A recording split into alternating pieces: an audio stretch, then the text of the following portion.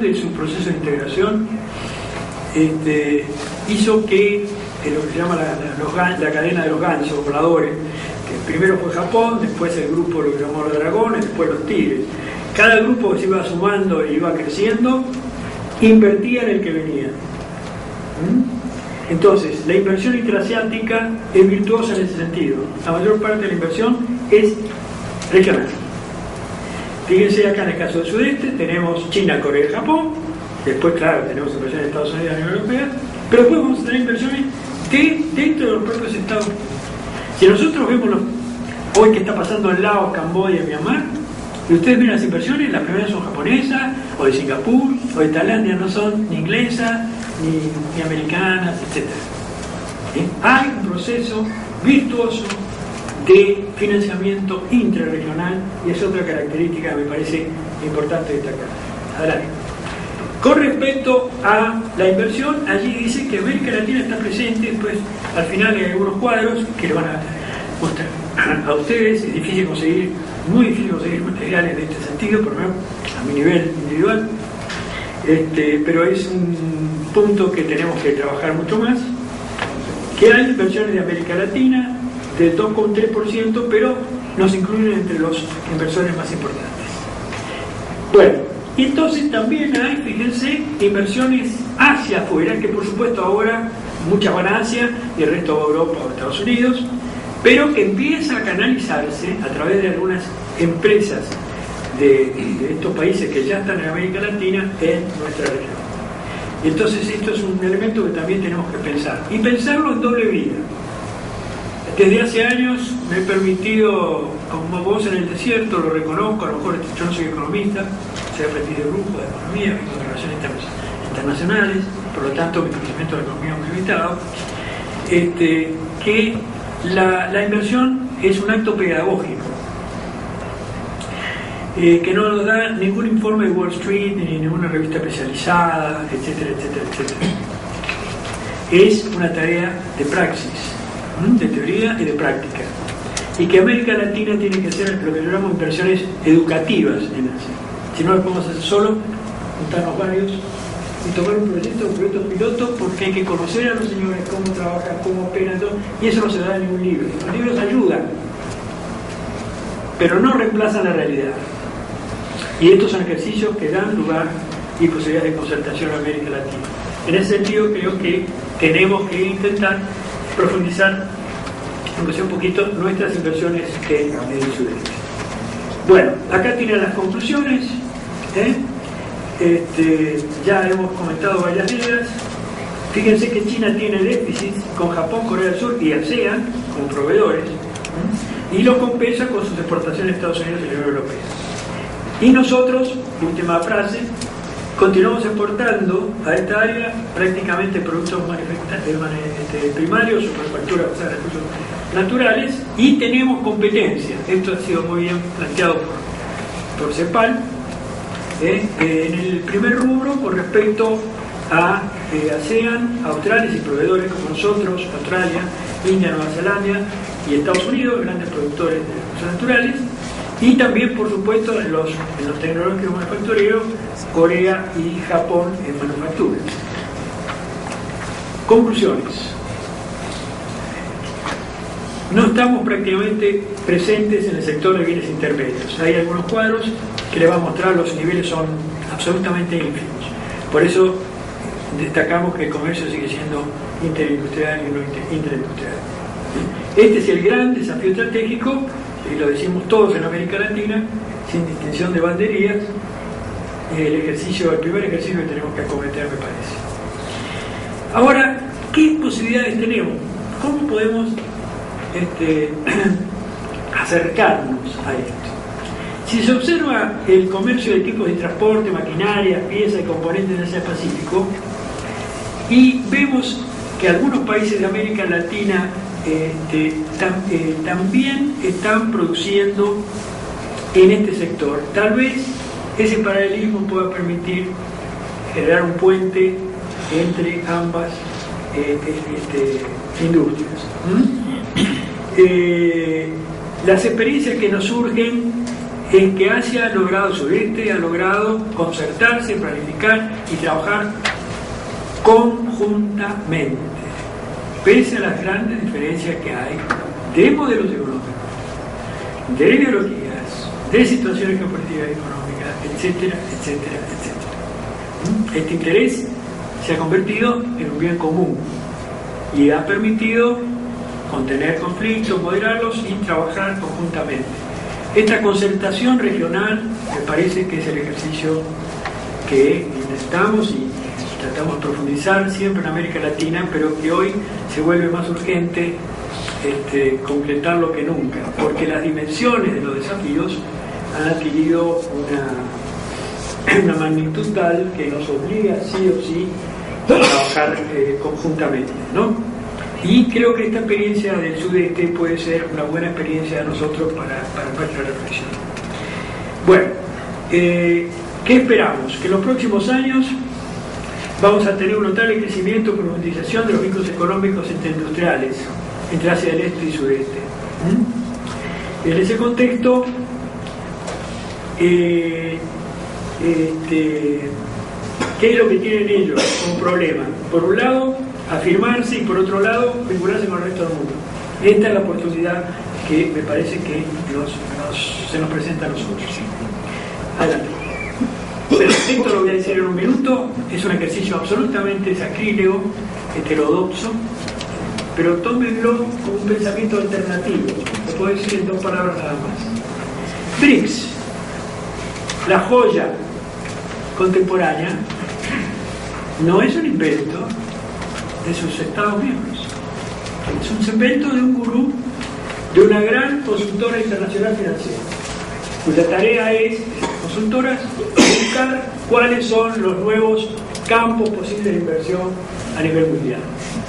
La inteligencia de los países BRICS es que se dieron cuenta de la ventaja, de la ventanilla de oportunidad mediática que les dio y la adoptaron. Y luego sí, comenzaron a trabajarla seriamente a nivel intergubernamental, etcétera, etcétera. Pero esto fue un producto de los medios, esto fue un producto mediático, porque más allá, y la crisis financiera lo demuestra en su peor fase oscura, de poder negro, de poder oscuro, es, ¿qué cosa? Que los mercados, como dice Susan Strange en Casino Capitalism, seguían por supuestos y no por conocimiento muchas veces. Que las bolsas se manejan por expectativas, y si queremos una expectativa positiva, las bolsas reaccionan. Ese es BRICS tuvo una enorme ventaja de atraer inversiones porque creó una marca. Lo que les presento en las próximas, no tenemos tiempo ahora, pero pueden verlo en el ejercicio, es tomar qué idea, qué imago se está expandiendo y afirmando en el mundo hoy. Los países emergentes, por eso se va a hacer una realidad, y las potencias emergentes, lo cual se va a hacer una realidad. Pero BRICS ya no alcanza a los mercados, por lo tanto están buscando nuevos candidatos. Y así aparecen las AILAs, otro invento de otro grupo. Y allí aparece este conjunto de países. Y después el banco, inclusive Naciones Unidas y una cantidad de instituciones se ha lanzado a decir, bueno, podría ser este y otro, Turquía, países africanos, etcétera, etcétera, etcétera. La lista se amplía. Entonces, el año pasado me permití esta libertad, en la reunión con la Cancillería colombiana, que ya tiene un sello que es el CIBEX, ¿no? Que es Colombia, Indonesia, Vietnam, Tailandia, etcétera, que habían armado algo así. Digo, ¿por qué no armamos los aguiluchos? ¿Por qué no armamos los aguiluchos y largamos a andar, no directa y formalmente a los gobiernos, ahí están los medios, esto hay que hacerlo por otras vías, por otras vías, y empezar a decir, miren, esto es lo que viene. Esta es una posibilidad de armar, por ejemplo, un grupo de cooperación. Pasemos, por favor. Acá están las capacidades que tienen el grupo tanto en Asia como en América Latina, algunos países, que se espera de después del crecimiento, adelante. Fíjense, a 10 años, entonces, ya estamos en el curso, perdón, no incluí la filmina. Entonces, cuando ustedes vean el ejercicio, ustedes van a ver que aparecen países del sudeste y algunos países americanos y algún país europeo, africano, de algún país de Europa Oriental. Bueno, ahí tienen una posibilidad de armar un articulado informal, fuera de contexto, de vinculación que traiga también, o aproveche para nosotros y para ellos el interés que está despertando América Latina y el sudeste. Bueno, estamos terminando, ya en los últimos minutos. Acá tienen ustedes el tema del comercio. Yo no voy a entrar en esto, lo pueden leer porque quiero ir a las conclusiones, pero tienen los números. Pero tienen los números de porcentaje, que ya citó el embajador, y fíjense la relativamente pequeño de la presencia de ambas regiones en la otra, y luego cómo se ha reducido el tema de nuestra exportación en el sector manufacturero, ¿cierto? Mientras ha aumentado del otro lado. Bueno, y sí, por supuesto, se afirman las ventajas competitivas que tenemos en el sector de productos agrícolas, ¿no es cierto? Bien. Ha explotado, digamos, ha habido una explosión de crecimiento entre el comercio entre el sudeste de América Latina en los últimos 20 años, particularmente en la última década, y hay una enorme posibilidad de crecer, aunque claro, en las relaciones bilaterales hay asimetrías. Algunos países de América Latina exportan mucho y compran poco, y en algunos casos a viceversa, ¿no es cierto? Pero acá está el tema que les decía, el coeficiente de comercio interindustrial están en este orden, por lo tanto podemos llamarlo interindustrial. También tenemos un problema de barrera de los dos, pero esto es un problema que todos conocemos y es tradicional. Adelante, nada nuevo bajo el sol. Y que el comercio está concentrado, el poco que hay interindustrial está concentrado en un pequeño grupo de países. Y acá, obviamente, es donde se puede dar una posibilidad de salto de puente. Adelante. Acá tienen los porcentajes de inversión que hay Greenfield, hay proyectos Greenfield en ambos lados. Esto es importante, esto es lo que tenemos que trabajar, me parece, esto es lo que tenemos que profundizar y esto es lo que tenemos que ayudar desde el punto de vista de estados. Adelante. Y que, como se decía en una famosa película española después de la Segunda Guerra Mundial, decía, los americanos están viniendo. Hay una película española muy divertida sobre inversiones americanas en España inmediatamente después de Franco, digamos. Las inversiones asiáticas van a continuar viniendo. Y la pregunta, pasamos a las conclusiones directamente, la pregunta del millón, como dirían los reality shows de nuestros países, es: ¿estamos preparados? Le contaba recién la parte a uno de los embajadores que en la especialización yo estoy armando un equipo para el mundial, tratando de conseguir jóvenes brillantes que han hecho doctorados en Japón, Corea, donde sea, incorporándolos, y son rara avis total. Por ejemplo, hace un mes incorporé la única especialista en Argentina que ha hecho su doctorado en mandarín, no en inglés, en mandarín, en Derecho Comercial Chino. No me la voy a pedir porque no voy a dar la dirección todavía. Tengo primero obligaciones con mi Cancillería. Bueno, fíjense, lo digo en broma, pero para que tengan una idea de los espacios negros, los enormes vacíos que tenemos. Y como esto podemos citar muchas áreas donde tenemos muy pocos recursos humanos armados o tenemos muy poca institucionalidad preparada para marcos jurídicos, etcétera, etcétera. Entonces creo que, como digo ahora en las conclusiones, no se trata solo de algo que me parece elemental y tenemos que alcanzar acuerdos sobre criterios para no pelearnos entre nosotros y competir salvajemente en inversión extranjera, o acordar criterios para cómo explotar los recursos naturales en la región, etcétera, sino que tenemos una enorme tarea que hacer en múltiples campos. Desde el problema de los transportes, desde el problema de los ISOs, uniformar, homogeneizar pisos, en los niveles que tenemos para criterios de calidad y demás a nivel internacional.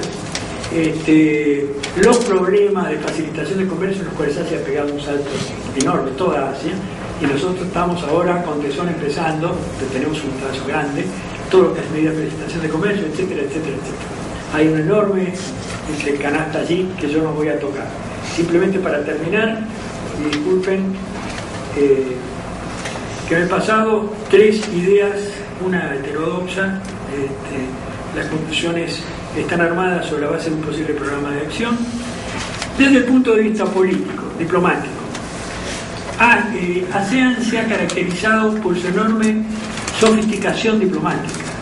Para aliviar los problemas de las tensiones de las grandes potencias, empezó a crear grupos de diálogo con Estados Unidos, con la Unión Soviética por el otro lado, con Europa por otro lado, grupo de amigos, tienen toda una serie de categorías.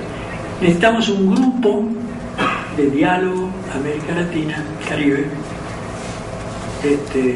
sudeste asiático, ASEAN, en este caso, por ejemplo. Necesitamos reuniones y organización del sector empresarial, así como se tiene con China, tenemos que tener con sudeste, reuniones de empresarios, sector bancario que no podía ni tocar, sector financiero, es absolutamente clave. Esta es otra área que me parece que, lo digo desde mi ignorancia, perdóname porque yo no soy financista, entonces por ahí digo una tontería, les pido disculpas si es así. No estamos viendo qué implica la capacidad financiera asiática, dónde está localizada, cómo trabaja, etcétera, para radicar inversiones. Estamos yendo a lo tradicional y tenemos que salir, tenemos que ampliar muchísimo nuestra forma de ver y de operar, me parece, en el aspecto financiero. Hay una enorme riqueza, desde los fondos soberanos, etcétera, etcétera, etcétera. Bien, un grupo de diálogo. Por otra parte, BRICS, pero ahora vuelvo a BRICS con otra. ¿Se pueden crear otros BRICS? Ya la pregunta académica existe, hay debate. Yo les planteo un BRIC distinto, tomando la idea de BRICS, no es un BRIC. Si ustedes toman un grupo clave de países, América Latina, clave de países en Asia, ya no solo sudeste, pero está sudeste presente, tenemos la mayor reserva y variedad ecológica, biológica del mundo. ¿Por qué no jugarnos a un BRIC verde? Esto es muy ambicioso, reconozco los límites, las dificultades. Un BRIC verde nos daría un peso y una presencia internacional espectacular. ¿Por qué? Porque tiene constitución en todos los países. En cualquier país del mundo están los grupos ecológicos. Y si un grupo de países se toma en serio el tema, de países de desarrollo, los países emergentes, se toma en serio este tema, hace sus deberes bien, demuestra buena conducta y empieza a presionar en este sentido, creo que tendrían un factor importante en el marco internacional en esta dimensión. Además, esto podría dar lugar al desarrollo de industrias verdes, además podría dar lugar a hacer fuerza de presión contra las cosas que no deseamos en el medio ambiente, etcétera, etcétera. Reconozco que es una idea muy avanzada, que le daría mucho trabajo, pero me permito lanzar la problemática. Para terminar, entonces, obviamente Focalae es el único foro que tenemos de las dos regiones. Podríamos crear un subfocalae, no tiene sentido. Quiero que vean Focalae. Focalae no lo estamos aprovechando. Yo he participado en varias reuniones de ellos, invitados tanto por América Latina a veces como por Australia, por ejemplo, NASA me han invitado. Y he visto el efecto. Justamente me acuerdo de una de las reuniones en Australia, que en ese momento Argentina estaba negociando el rector que hizo para Australia, y el embajador y estaba en ese momento el presidente INVAP, la organización que desarrolló el rector en negociaciones con Australia, y el embajador argentino tuvo la brillantez de decir: lo llevo un rato a Focalae. El señor dio una conferencia de 20 minutos allí y después hacía cola todo el sudeste detrás, queriendo saber cómo era eso. Argentina tenía eso, cómo puede ser, y queremos saber cómo vamos a visitar. Y vinieron los vietnamitas y ya vinieron varias delegaciones. Simplemente una presentación en el foro adecuado. Tenemos que trabajar los medios. España hace pocos años decidió política de Estado, entrarle con todo a China. E hizo una política integral. No tengo tiempo de elaborar, yo he participado en ello.